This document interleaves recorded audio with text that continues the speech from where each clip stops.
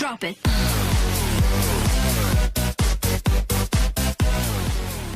Hola, hola, un saludo para todos. Me han consultado sobre lo que es el significado, lo que se podría entender como radio educativa. Pues es una discusión amplia, es una discusión larga.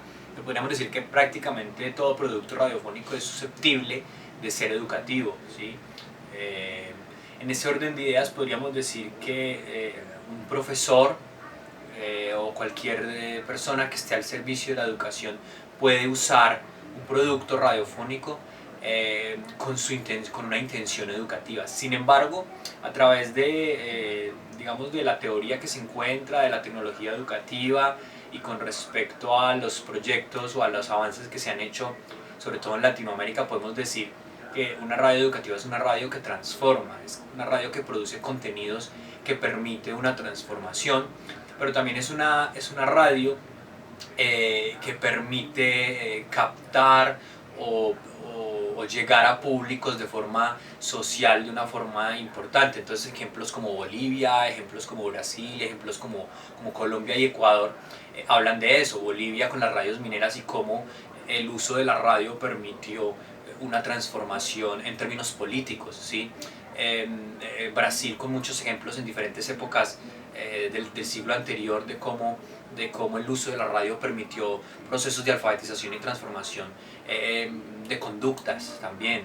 En Colombia puntualmente con Radio Sutatensa, que es uno de los ejemplos que más tenemos, y cómo la radio permitió procesos de alfabetización, tanto cuestiones agrícolas como cuestiones que tienen que ver con el aprendizaje de cuestiones básicas de escolares, ¿cierto? El bachillerato, por ejemplo, ¿cierto? Entonces, diríamos que la radio educativa se compone a grosso modo en ese orden de ideas, pero no creo que sea tan difícil componer o generar productos radiofónicos, comunicativos radiofónicos y que se conviertan en educativos, en la medida en que a veces uno mismo encuentra la forma en que eso, el camino para que eso se conduzca a eso. Ahora, si tiene que ser algo más formal, la radio educativa complejiza o se vuelve más, digamos, más puntual, más precisa, ¿cierto? Productos diseñados única y exclusivamente para generar una transformación curricular, desde una perspectiva más curricular. En ese orden de ideas uno podría decir que uno puede separar la radio educativa en radio escolar, ¿cierto? Que es la radio digamos, del colegio, la radio que usan los profesores para transformar, dependiendo de los diferentes tipos de usos que digamos, ya conocemos. Una radio cultural, ¿cierto? En donde encontramos emisoras de carácter o de tipo interés público en Colombia, ¿sí? Emisoras culturales, universitarias, entre otras.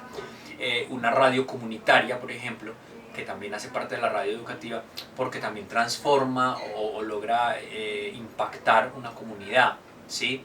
Y por último, pues podríamos decir entonces que hablamos de una radio ciudadana, entonces podríamos incluir allí emisoras donde la opinión pública es fuerte, ¿sí? Así sean de carácter privado, pero hay una opinión pública fuerte, donde se tocan temas muy ciudadanos en términos generales. Si uno quiere que estrictamente el programa sea muy educativo, estrictamente como lo planteaba o como se debe plantear, pues hay que decir que primero uno tiene que identificar la población, ¿cierto? ¿Qué población? ¿Cuáles son las características de la población? ¿Sí?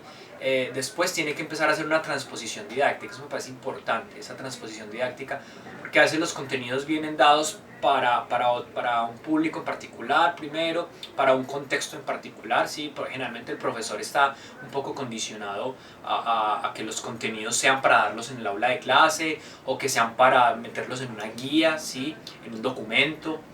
Entonces en ese orden de ideas creo que hay que hacer una transposición didáctica para el contenido volverlo sonoro, ¿sí? Y eso es muy interesante porque eso permite hacerlo más rico, más amplio, ¿sí? Entonces en ese orden de ideas creo que hay una posibilidad amplia de que esa transposición didáctica nos vuelva al contenido más sonoro, y ese creería yo que es un primer paso o un segundo paso, porque ya hablamos primero de la identificación del contexto importante, ¿sí? Y es que ese producto tenga una transposición didáctica adecuada para que sea sonoro el producto.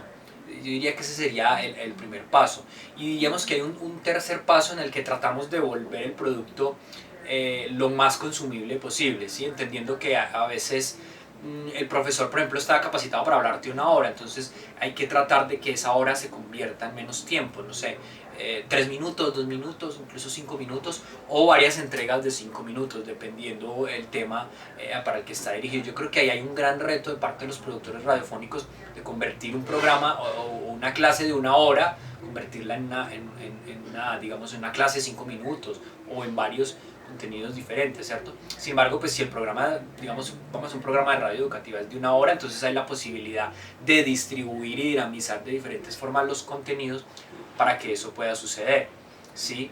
Entonces creo que por ahí va un poco el asunto. Pues yo creo que no, más que recomendaciones es volverle a recordar a las instituciones, al Estado, a los ministerios, volverle a recordar que la radio es tal vez el único medio que llega a las zonas rurales, ¿sí? Y un gran ejemplo de ello fue lo que logramos hacer con Imparciales en lo que llamamos En Sintonía con la Educación, gracias a la emisora de la Gobernación de Risaralda, emisora de interés público, y en convenio entre Imparciales.